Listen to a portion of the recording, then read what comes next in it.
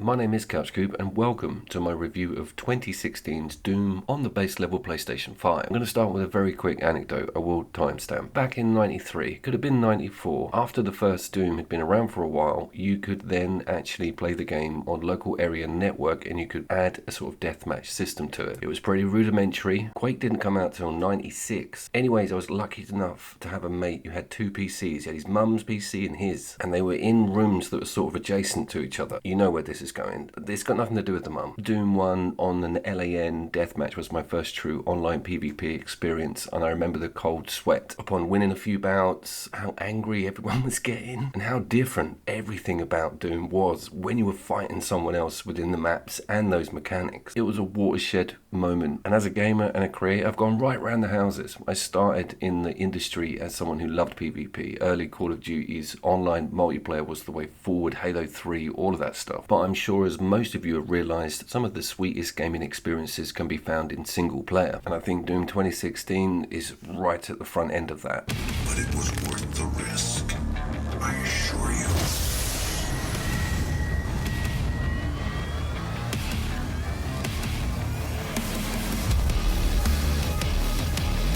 Oh, Mick, we've missed you, Mick. We'll get to that. We were playing this CD-ROM, like Blade Runner style detective game, which just looked amazing. CD-ROM was funny because it was just screen grabs, really, from low quality film footage. Maybe that's a review for another time. Under a Killing Moon, I think it was. We're done with the anecdote, mate. Can we start looking at this game, please? Do we have any PlayStation 5 boosts? Does this sit on the SSD? Did Bethesda and id think, let's sort them new Sony 9th gen owners out, right? Let's just give this a new lick of paint for nothing. Did they, F?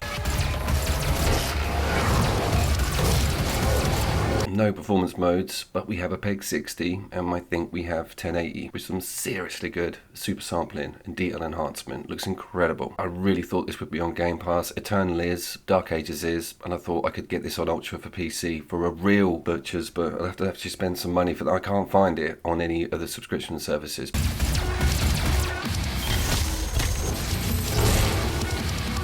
There is an argument out there that it's running at a dynamic 2K. It's all a little bit misty. Run a 4K patch, Bethesda and id, and get it on our SSDs. They did it for free with Eternal and they gave us goddamn ray tracing. Maybe they're waiting for Dark Ages to sort of get out of the limelight a bit, but I think we're all in agreement that it would be nice to see this game get a true 9th generation patch.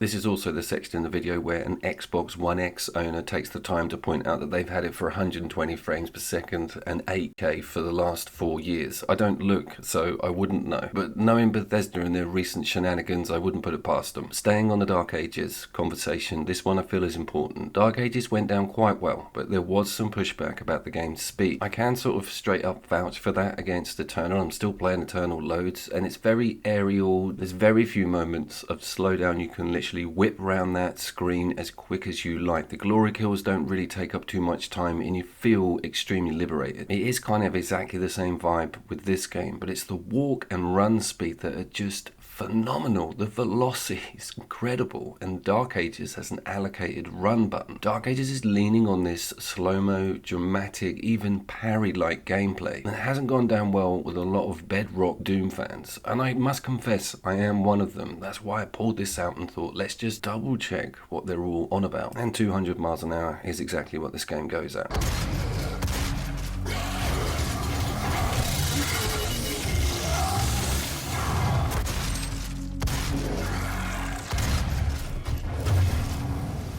Sticking on those traditional controls that we see in Doom 2016. Now, I was so baffled at this. Still got the muscle memory for circle to do the dodge from Eternal. Doesn't do anything in Dark Ages for me yet. But lo and behold, you crouch in this game still. Now, if this was all about sort of projectiles being really dangerous and you had to use placed cover and boxes and creep up corridors and things, I'd get it. Dead Space, totally understand. But wow, I don't know if that is a hangover from Doom 3. I certainly can't remember the crouch being integral. Probably was there, but I can very much see why they slung that out for Doom Eternal. Nothing really about the Doom game model should say stop and get into cover, DSP. Finding out Dr. Samuel Hayden is not voiced by Lance Hendrickson is a trauma I'm still dealing with. You may not agree with our research, but know this.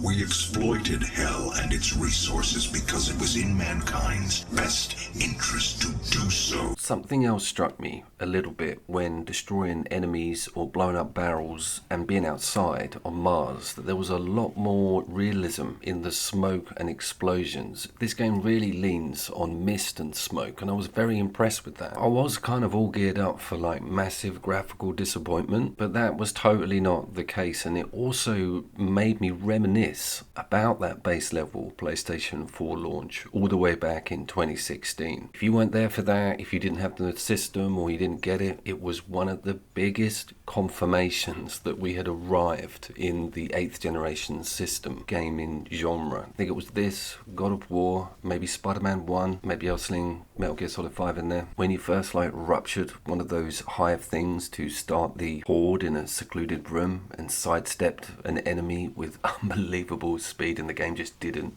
drop a frame or even sweat it, you realised that this was an incredible launch.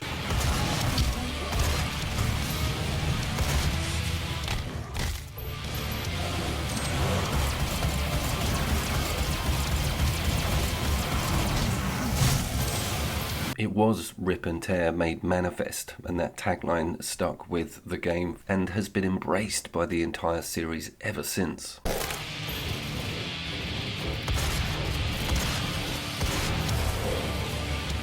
I did want to touch on the changes in enemy difficulty and some of the nerfing that's gone on, particularly in Dark Ages. Eternal's not really guilty of any fault, to be fair. The Hell Knights in Doom 2016 are unbelievably OP. They're supposed to be, they are things that you need to deal with, move away from. You can't just strong arm this stuff. But if you've got into Dark Ages quite a lot, you'll realise they are half the Hell Knight they used to be. I'm sure there's a reasonable explanation for that with Dark Ages enemy roster, but that was straight up noticeable how difficult they are to deal with, and it was super fun.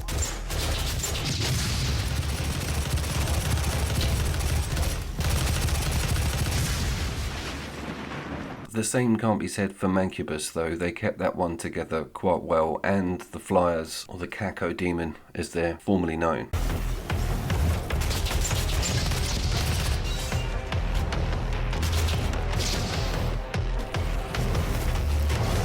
We've also got a subset of standard weapon bearer. You'll see the dude with the beam gun. They look totally different, and Eternal kind of got rid of them, replaced them with the standard grunts or the shield bearers. That was interesting to see that they'd scrubbed those guys out, and they are slightly more interesting to deal with. That is one of the only shocks about 2016, is that all of this stuff you've sort of seen before, or done quicker in Eternal, and the amount of sort of flashing people and glory kills that you need to get through just to replenish or get some ammo, they hadn't quite got on top of that seamless flow that you see in Eternal, but it still does start to bind with your gameplay. It just takes a little while.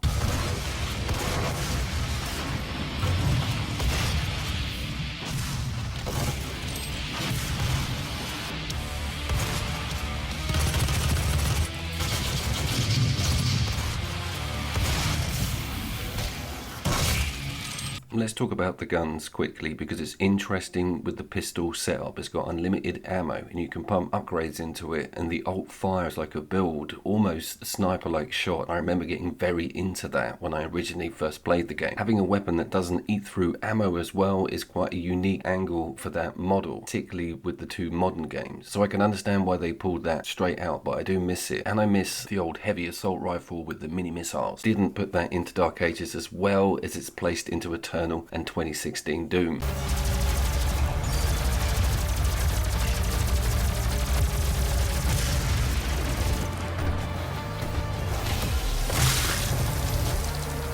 You might remember me being all snobby and elitist about the PvP online multiplayer scene currently, and that attitude does still stand. This Doom had loads of PvP multiplayer tacked onto it. Overwatch had launched in that year as well. Wow, that seems like a very long time ago, because I used to play Overwatch back then. Eternal as well has a whole bunch of weird stuff, and it never looked at it, but I did play this online quite extensively. It was quite fun, and you could switch to Wraiths. There was some weird stuff going on. But the whole point is that Dark Ages has stripped all of that away and just gone straight for a massive campaign, and I commend it for that. We are about to see some Eternal footage now. I don't want it to devalue Doom 2016, but this is 4K ray tracing. Holy crap.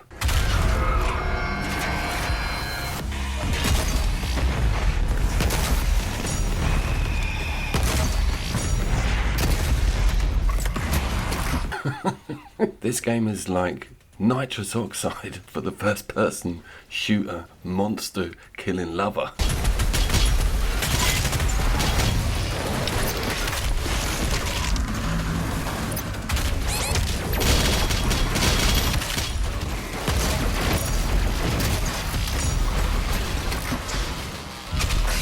Okay, we're right back here again, and we're talking about Mick Gordon. He is the composer of the music in Doom 2016 and the majority of it in Doom Eternal. Not present for Dark Ages, and they've kind of mimicked it. They haven't done a terrible job, emulated it, and that's the word I'm looking for. But it is very clear that that guy's talents are blatantly part of the secret sauce that makes the older Doom games so damn good. It is really awesome that we've got 3 Doom games modern, but I want to see this 9th gen properly, haptic feedback, all of that. My name was Couch Coop.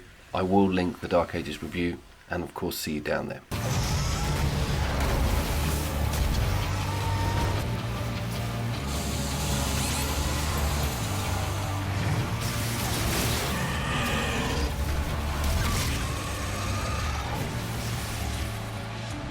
Everything has clearly gotten out of hand now, yes. But it was worth the risk, I assure you.